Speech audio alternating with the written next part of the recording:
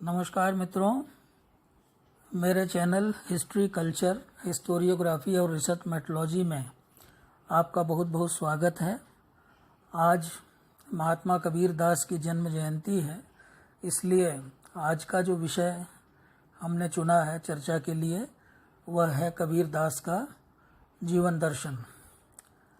मित्रों, जैसा कि आप सब जानते हैं कि मध्यकाल में भारत में एक बड़ा ही महत्वपूर्ण आंदोलन हुआ था जिसे भक्ति आंदोलन के नाम से जाना जाता है। भक्ति आंदोलन को प्रारंभ करने वाले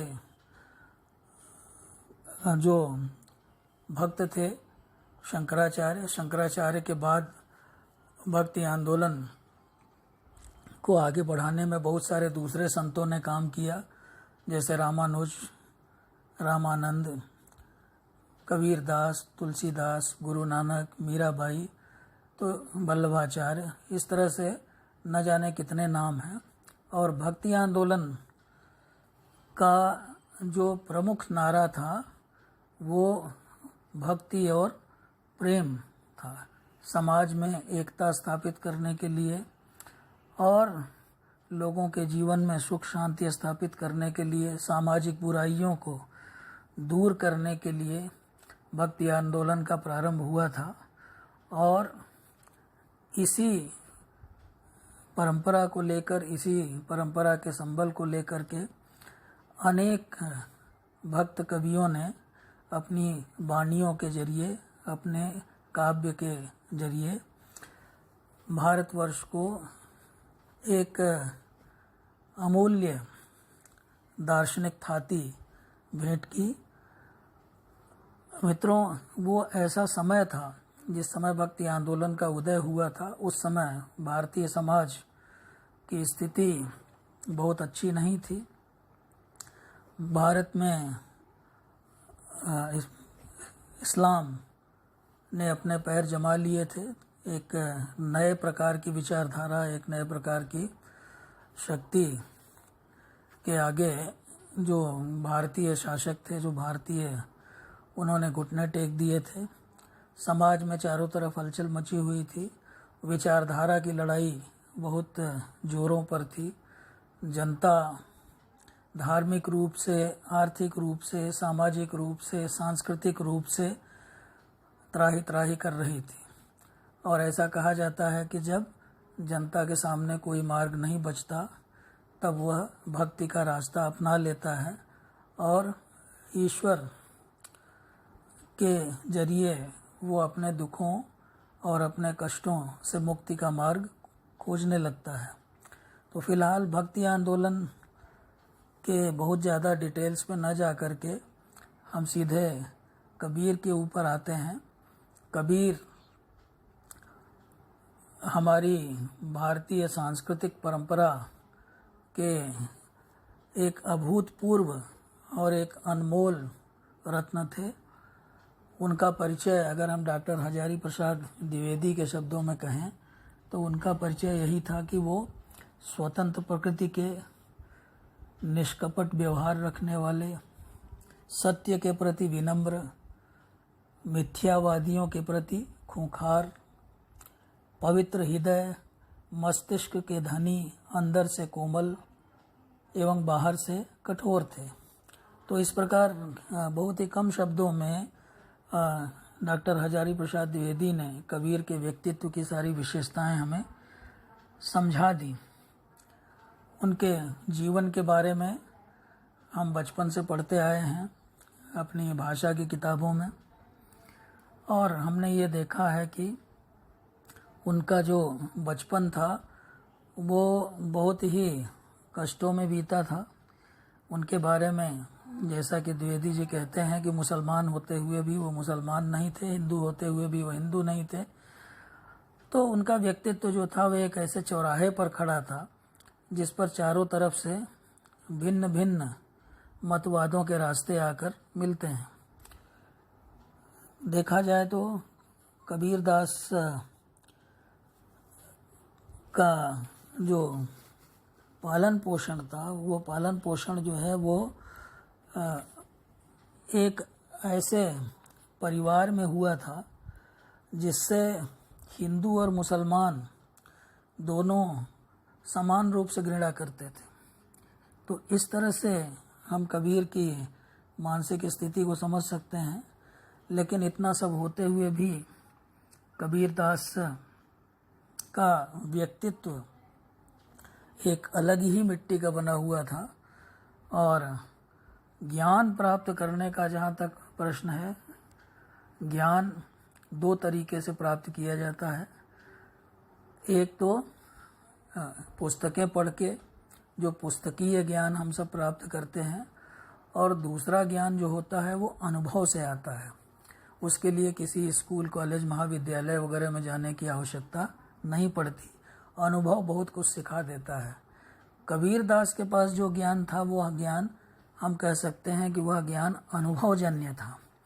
और अनुभव से जो ज्ञान प्राप्त होता है उसका कोई मुकाबला नहीं होता, वह बेजोड़ होता है। और यही कारण है कि चूँकि उन्होंने बहुत सारे कष्टों का, दुखों का अनुभव किया था, उन्होंने समाज को बहुत गहराई से देखा था, इसीलिए वो जो कुछ भी कहते हैं, अगर आप कबीर का साहित्य पढ़िए तो कबीर का साहित्य जो है वो एक तरह से बहुत सारे लोगों को तीर की तरह चुभता है। तीर की तरह क्यों चुभता है? क्योंकि वो बहुत भेदक है, बहुत मारक शक्ति है उसमें एक तरह की, क्योंकि वो उनके अनुभवजन्य ज्ञान का प्रतीक है। कबीरदास ने एक अलग ही रूप दिखाया अपना। अगर हम मध्यकाल के दूसरे जो भी संत थे, समकालीन संत थे, उन सब से कबीरदास की तुलना करें, सूरदास से या तुलसीदास से, वल्लभाचार्य से और लोगों से, तो उसमें हम ये पाते हैं कि कबीरदास इन सब से एकदम अलग थे। वो निर्गुण विचारधारा को मानने वाले थे और उनके ऊपर सूफीवाद और वेदांत दोनों का ही बहुत गहरा प्रभाव पड़ा था। यही कारण है कि उनका जो काव्य है उसको सूफी प्रेमाख्यानक काव्य की संज्ञा दी जाती है। चूँकि वो निर्गुण ईश्वर में विश्वास रखते थे, रूप रंग आकार से रहित ईश्वर में विश्वास रखते थे, तो इसलिए इसी से प्रकट है कि उनके ऊपर इस्लामिक रहस्यवाद या सूफीवाद का प्रभाव बहुत ज़्यादा था। कबीर कभी भी, आज कबीर के नाम पे हम ये देखते हैं कि पंथ बन गया है, संप्रदाय बन गया है और बड़े बड़े मठ बने हुए हैं कबीर पंथियों के। लेकिन कबीरदास स्वयं इन सब के विरुद्ध थे। वो एक स्वतंत्र चिंतक थे और कभी भी नहीं चाहते थे वो कि उनके मरने के बाद इस तरह के पंथ और संप्रदाय वगैरह का उद्भव हो। लेकिन ऐसा नहीं हुआ। उनके अनुयायियों ने उनके नाम पर पंथ चला लिया। कबीरदास का जो ज्ञान था वो ज्ञान अलौकिक था, वो ज्ञान अनिर्वचनीय था। उसमें एक अलग तरह का आध्यात्मिक आनंद था। और जैसा कि कबीरदास स्वयं कहते हैं कि राम रसायन यो पिया बाकी रही न था की, तो राम रसायन से परिपूर्ण उनका ज्ञान था। और ये एक ऐसा आध्यात्मिक रसायन था जिसका पान करने पर मनुष्य एकदम तृप्त हो जाता है, उसकी वासनाएं शांत हो जाती हैं और उसे निर्वाण की प्राप्ति हो जाती है। कबीरदास जी कहते हैं कि कबीर हरि रस यो पिया बाकी रही न था की, पाका कलश कुम्हार का बहुरी न चढ़ई चाकी। तो जिसने राम रूपी रसायन का पान कर लिया, अब उसकी कोई और इच्छा नहीं बाकी रह जाती। जैसे कुम्हार का जो पकाया हुआ घड़ा होता है, दोबारा उसको चाक पे चढ़ाने की आवश्यकता नहीं होती। तो इसके लिए लेकिन राम रसायन का पान करना वो सबके लिए सुलभ नहीं है, उसके लिए बड़ी तपस्या करनी पड़ती है और अपने आप को पूरी तरह से ईश्वर की भक्ति में लीन कर देना होता है, उनके प्रति पूरी तरह से समर्पित कर देना पड़ता है। तभी वो कहते हैं कि राम रसायन प्रेम रस पीवत अधिक रसाल, कबीर पीवड़ दुर्लभ है मांगे शीश का लाल। वो कहते हैं कि हर कोई नहीं पी सकता इस राम रसायन को, कभी कभी इसके लिए जो है सर भी दे देना पड़ता है अपना। तो कबीर ने जो कुछ भी रचा, कबीरदास पढ़े लिखे नहीं थे, अनपढ़ थे, लेकिन जो कुछ भी उनके अंतरात्मा से जो उनके विचार निकलते थे, जिसे हम कह सकते हैं उनका जो आध्यात्मिक विचार था, वो नाना रूपों में हमारे सामने आता था। कभी वो अपनी बातें प्रतीकों के माध्यम से कहा करते थे, कभी अपनी बातें अन्योक्तियों के माध्यम से कहा करते थे, कभी अपनी बातें समासोक्तियों के रूप में, रूपकों के रूप में, उलटवासियों के रूप में। तो अगर कबीर ग्रंथावली का अध्ययन हम करें तो हम ये देखते हैं कि कबीर की जो वानियाँ हैं वो इस तरह से नाना रूपों में हमारे सामने प्रकट होती हैं। आध्यात्मिक विचार प्रकट करने के लिए प्राचीन काल से ही ऋषियों मुनियों ने बहुत सारे तरीके अपनाए थे। जैसे अगर हम पुराणों का अध्ययन करें प्राचीन काल में, तो पुराण क्या है? पुराण में एक तरह से देखा जाए तो प्रतीकों का ही प्रयोग हुआ है। इसी तरह से वेदों और उपनिषदों में भी हमें नाना प्रकार के प्रतीक मिलते हैं। उन प्रतीकों के माध्यम से जो ऋषि मुनि थे वो अपनी ज्ञान की बातें, अपना दर्शन हमारे समक्ष प्रकट किया करते थे। तो यह कोई नई बात नहीं थी। भारत में जब सूफी आंदोलन का प्रारंभ हुआ, सूफी आंदोलन के प्रारंभ के बाद हम ये देखते हैं कि इस तरह के प्रतीकों का काफ़ी प्रयोग होने लगा। बहुत सारे जो कवि थे वो इस तरह के प्रतीकों का प्रयोग करते थे। कबीर भी इससे अछूते नहीं थे। कबीर ने भी अपने और ईश्वर के संबंध को नाना प्रकार के प्रतीकों से प्रकट करने का प्रयास किया है। कभी कभी वो ईश्वर के साथ दाम्पत्य सूत्र में बंध जाते हैं, जब वो कहते हैं हरि मेरो पियो मैं हरि की बहुरिया, राम बड़े मैं छुटक लहुरिया। तो कभी माता और पुत्र का प्रतीक ले लेते हैं वो, जब वो बड़ी विनम्रता पूर्वक कहते हैं कि हरि जननी मैं बालक तोरा, काहे न अवगुण बख्शहु मोरा। यहाँ पर अगर आप देखेंगे तो यहाँ कबीर जो है वो माता और पुत्र, हरि को, ईश्वर को अपनी जननी मानते हैं और वो स्वयं उसके पुत्र बन जाते हैं। तो इस तरह के प्रतीकों का प्रयोग कबीर की कविता में हमें जगह जगह मिलता है, दिखाई देता है। और इन प्रतीकों के माध्यम से कबीर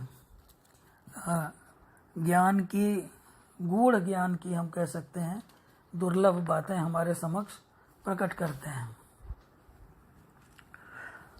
मित्रों,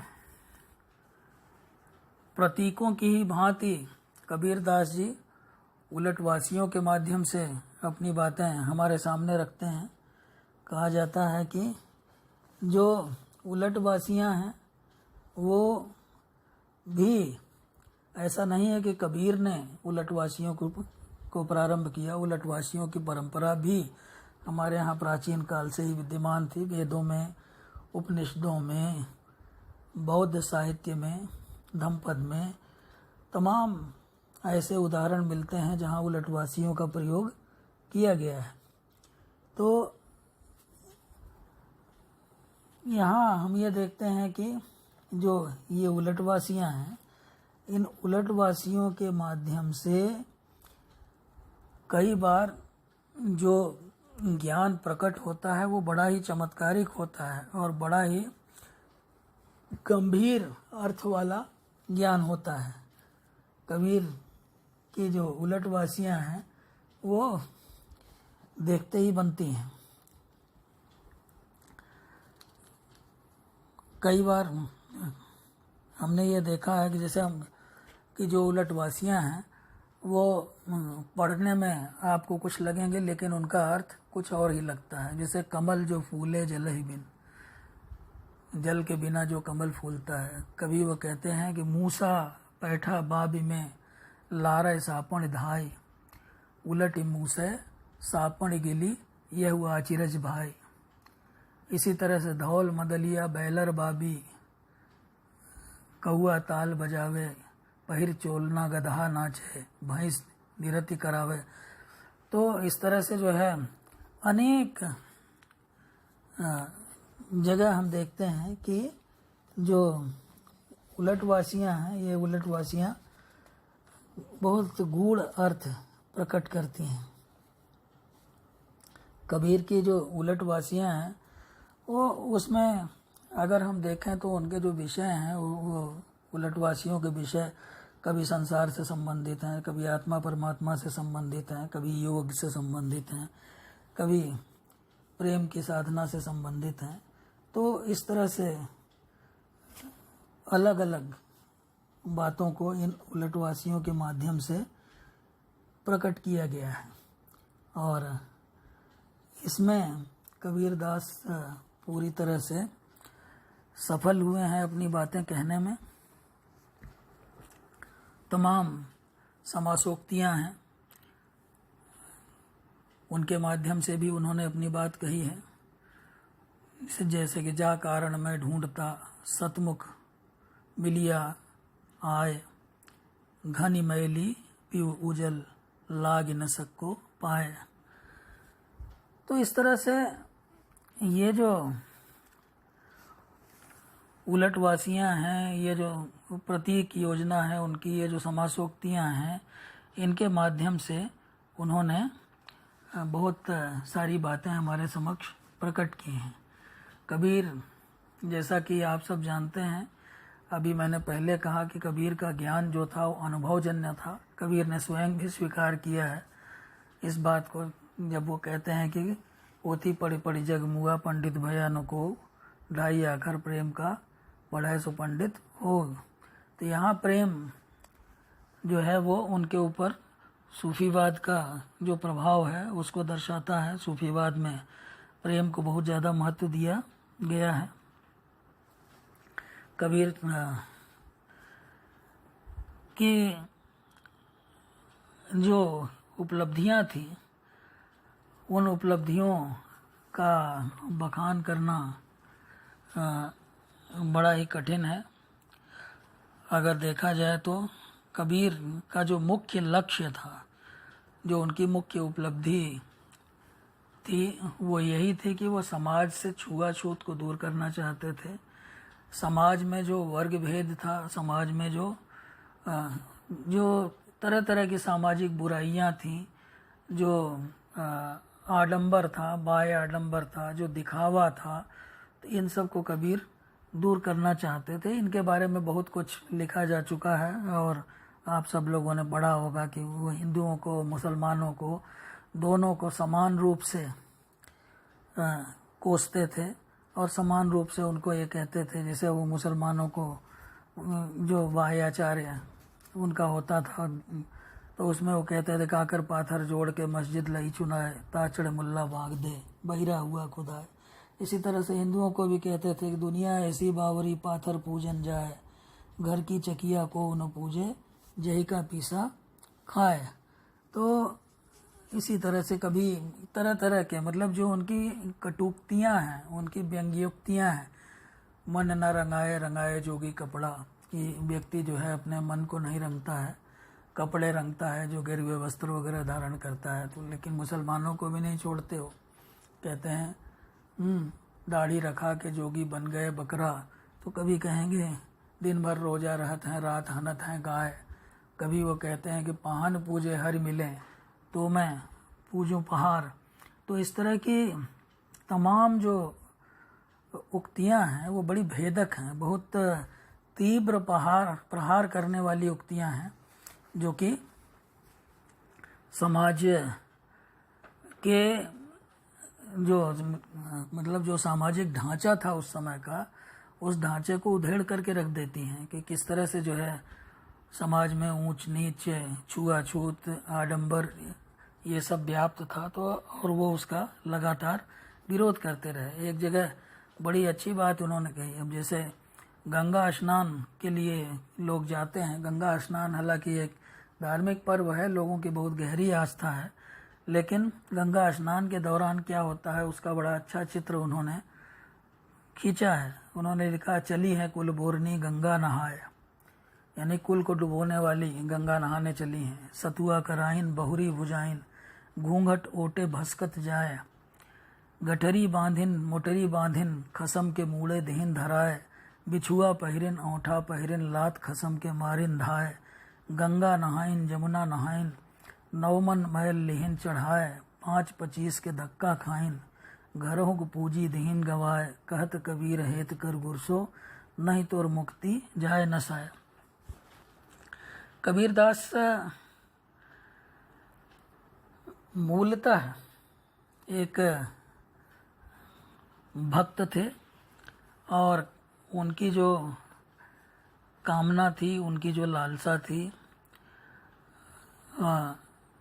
वो भक्ति से ही संबंधित थी। वो ये कहते थे कि निष्काम कर्म के द्वारा ही भक्ति के मार्ग को प्राप्त किया जा सकता है, भक्ति को प्राप्त किया जा सकता है। एक जगह उन्होंने कहा है कि और कर्म सब कर्म हैं, भक्ति कर्म निष्कर्म, कहे कबीर पुकारी के, भक्ति करो तजी भर्म। तो इस तरह से कबीरदास जो थे वो निष्काम कर्म में, यहाँ हम ये देखते हैं जैसे भगवत गीता में कहा गया है कि निष्काम कर्म के द्वारा ही मनुष्य इस संसार सागर को पार कर सकता है, मोक्ष प्राप्त कर सकता है। हमारी कर्म करने में ही रुचि होनी चाहिए, कर्म के फल में नहीं। तो कहीं न कहीं कबीर भी जो है इस बात को मानते हैं जब वो कहते हैं कि और कर्म सब कर्म हैं, भक्ति कर्म निष्कर्म। तो जो भक्ति है वो निष्कर्म होती है। कबीर रहस्यवादी थे और उनके रहस्यवाद के मूल में अज्ञात को जानने की जिज्ञासा ही काम करती है। अज्ञात यानी जिसे हम देख नहीं सकते। कबीर निर्गुण ईश्वर में विश्वास करते थे, तो इसलिए जो है उन्होंने लिखा है कि अकथ कहानी प्रेम की, कहू कही नहीं जाए, गूंगे केरी सर करा बैठा मुस्काई। जैसे गूंगा व्यक्ति जो है वो शक्कर को खाता है, लेकिन जो है मन ही मन उसका स्वाद लेता है, उसको व्यक्त नहीं कर सकता। इसीलिए जो ईश्वर के प्रति जो जिज्ञासा है और ईश्वर को जान लेने का जो आनंद है, उस आनंद को केवल महसूस किया जा सकता है, अनुभव किया जा सकता है, उसको व्यक्त नहीं किया जा सकता है। कबीरदास जी ने परमात्मा को पिता, प्रियतम, माता, पुत्र, सखा, न जाने कितने रूपों में देखा है, और इन रूपों में देखना ही रहस्यवाद है। अभी ऊपर भी हमने चर्चा की थी कि कभी वो ईश्वर के साथ जो है दाम्पत्य संबंध स्थापित कर लेते हैं, तो कभी उसे जननी मान के उसके पुत्र हो जाते हैं। तो इस तरह से जो है देखा जाए तो कबीरदास जो है वो रहस्यवाद में विश्वास रखने वाले व्यक्ति थे, और उनके अंदर भी ईश्वर से मिलने की जो लालसा थी वो बड़ी तीव्र थी।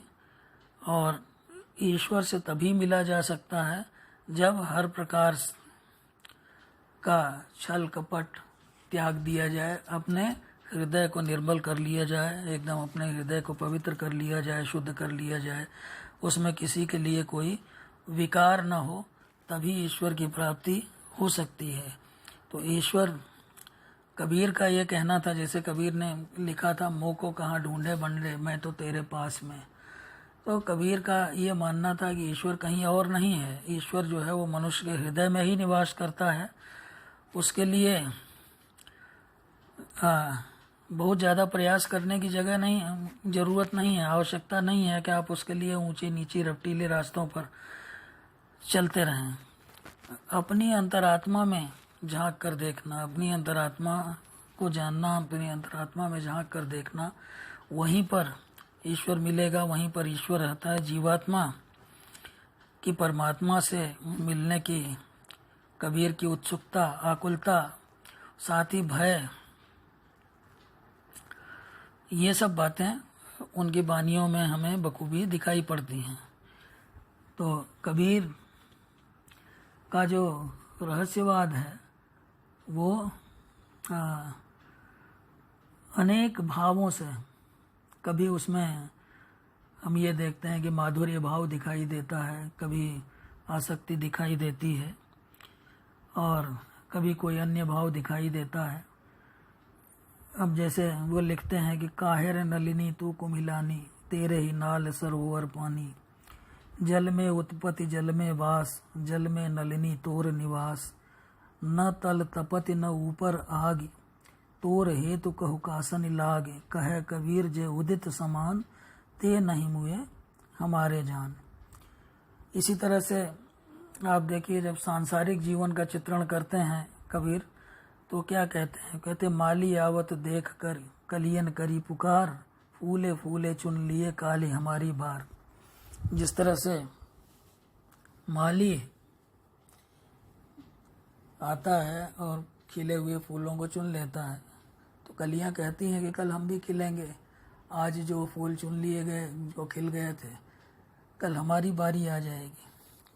तो इस तरह से कबीरदास कई बार अपने रहस्य को उलटवासियों के माध्यम से प्रकट करते हैं। वो ऐसी उलटवासियां हैं जिसमें पानी भी भीग जाता है। कहते हैं कबीरदास की उल्टी बानी, बरसे कंबल भीगे पानी। कभी वो कहते हैं ठाड़ा सिंह चरावे गाई। तो इस तरह से कबीर का जो पूरा व्यक्तित्व है वो भक्ति से सराबोर है। हम थोड़ी बात कबीर की भक्ति के ऊपर भी करें। वास्तव में कबीर की मूल उद्भावना और कबीर का जो मूल व्यक्तित्व था वो भक्ति के आलोक से ही प्रकाशित था।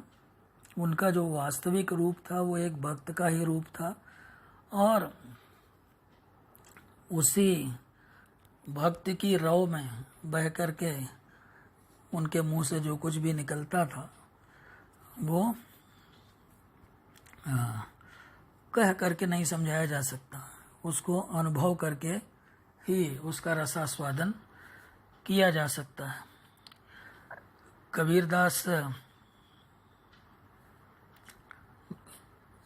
ने तरह तरह से अपनी भक्ति की बातों को प्रकट किया, बड़े सरल शब्दों में। हमारे ख्याल से कोई भी ऐसा कवि नहीं होगा जितने इतने सरल शब्दों में भक्ति के मर्म को समझाया होगा। जैसे वो कहते हैं कि साईं का घर दूर है, जैसे पेड़ खजूर, चढ़े तो चाखे प्रेम रस, गिरे तो चकना चूर।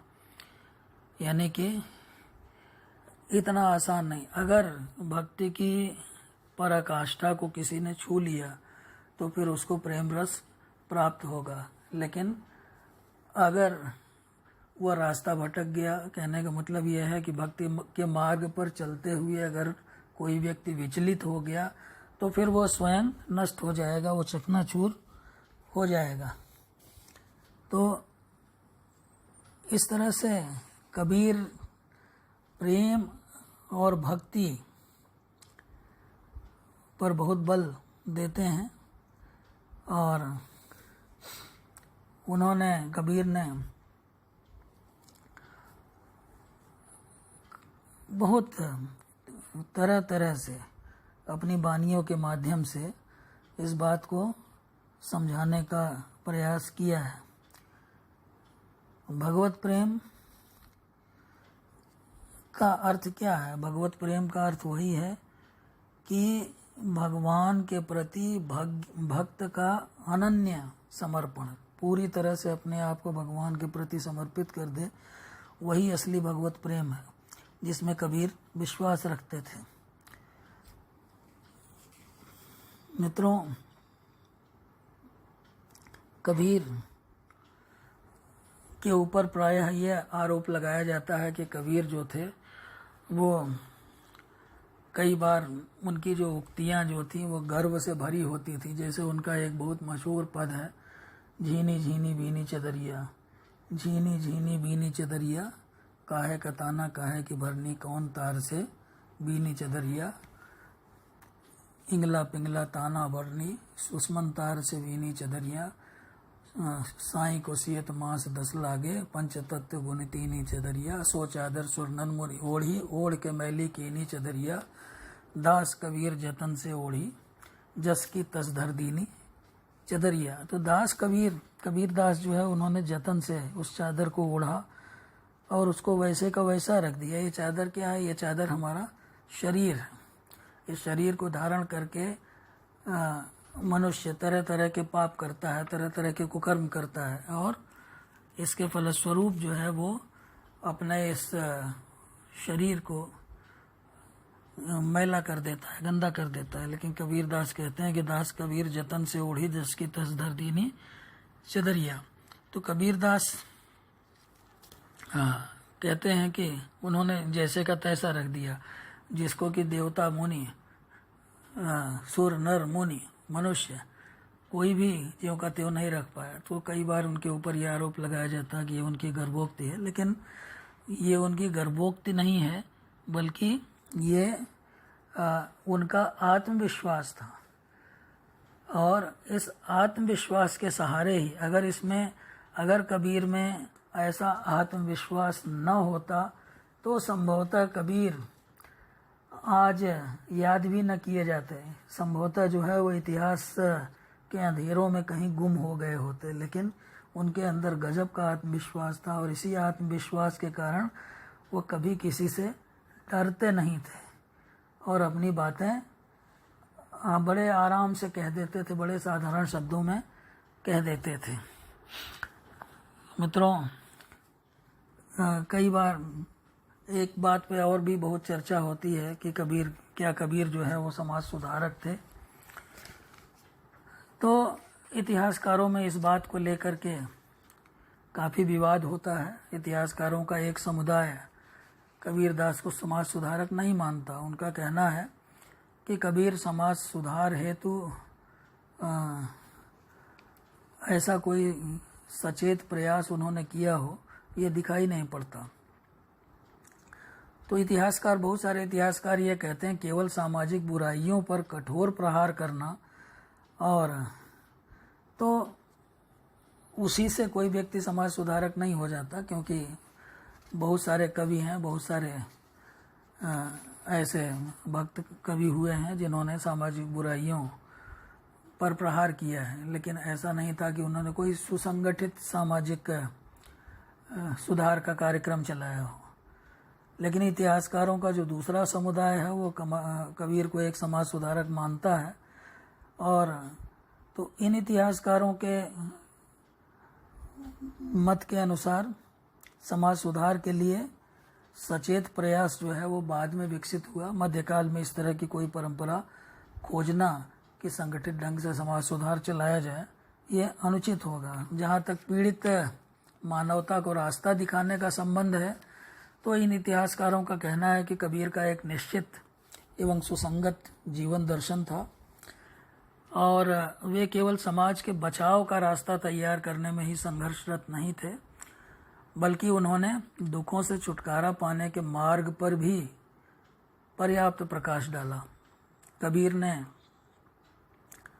प्रेम को आध्यात्मिक रूप प्रदान किया और जनसाधारण को अपने तथा ईश्वर में विश्वास रखने के लिए कहा। उन्होंने लोगों से आह्वान किया कि एक तो आप में सेल्फ कॉन्फिडेंस जिसे कहते हैं आत्मविश्वास होना चाहिए, अपने अंदर भी होना चाहिए। दूसरी कि जिस ईश्वर की आप आराधना करते हैं उसके ऊपर भी आपका पूरा विश्वास होना चाहिए।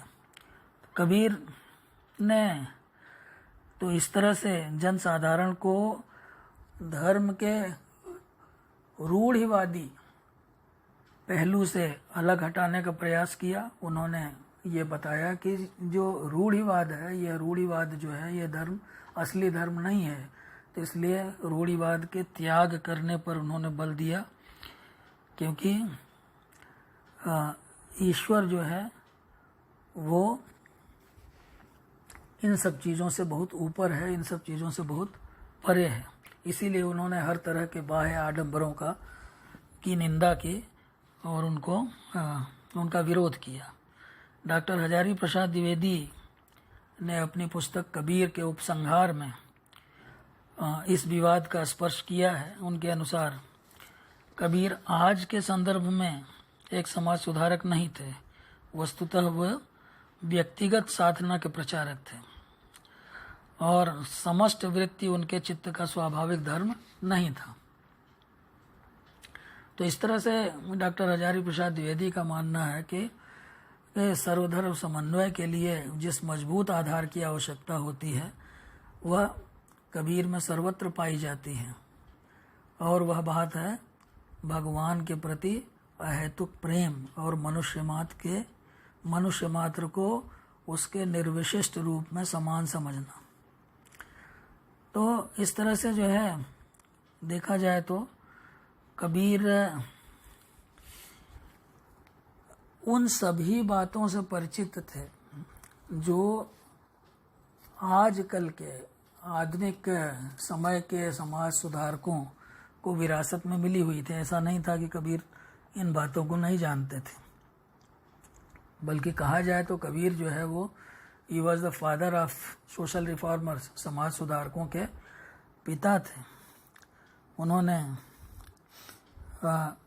वो एक युग प्रवर्तक थे और उन्होंने अपने पूरे युग को प्रभावित किया।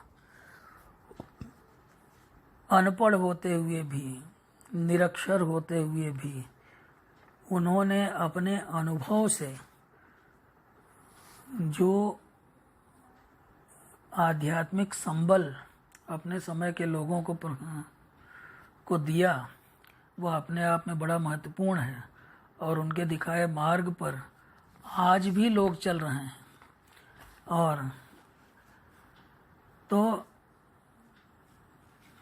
इस तरह से मित्रों हमने ये देखा कबीर का जो व्यक्तित्व है बहुत विराट था, और एक तरह से देखा जाए तो उनके जितना असाधारण प्रतिभा संपन्न जो संत कवि था वो दूसरा नहीं पैदा हुआ। तुलसीदास बहुत बड़े संत थे, लोकनायक थे, और आज घर घर में उनकी रामचरितमानस पढ़ी जाती है। लेकिन इन सब के बावजूद भी जहाँ तक कबीर का प्रश्न है, कबीर को हम नहीं भुला सकते। भारत में अगर कहा जाए तो जो अस्पृश्यता के खिलाफ, छुआछूत के खिलाफ, धार्मिक झगड़ों के खिलाफ, सांप्रदायिक झगड़ों के खिलाफ, हिंदू मुसलमान के झगड़ों के खिलाफ जो एक सशक्त आंदोलन अगर किसी ने प्रारंभ किया था तो वो कबीरदास ही थे, जिन्होंने ढाई आकर प्रेम का पढ़े सो पंडित होए की शिक्षा लोगों को दी थी। तो मित्रों कबीर का व्यक्तित्व तो बहुत विराट है। थोड़े से शब्दों में 10 मिनट, 15 मिनट, 20 मिनट में उनके बारे में बहुत कुछ बताना संभव नहीं है। फिर भी उनके जीवन दर्शन से संबंधित बहुत सारे महत्वपूर्ण बिंदुओं को छूने का मैंने प्रयास किया। एक बात यह स्पष्ट कर दूं कि मैं जो बात कर रहा हूं वो इतिहास के विद्यार्थियों के लिए विशेष रूप से कर रहा हूं। हालांकि साहित्य के विद्यार्थी भी इसका लाभ उठा सकते हैं, फिर भी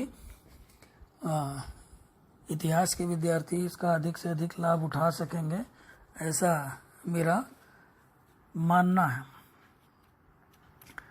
तो मित्रों, अगर आज का ये लेक्चर आपको या एक चर्चा पर चर्चा अगर आपको पसंद आई हो तो आप इस पर कमेंट करें, मेरे चैनल को लाइक करें और सब्सक्राइब करें। आप सबका बहुत बहुत धन्यवाद। नमस्कार।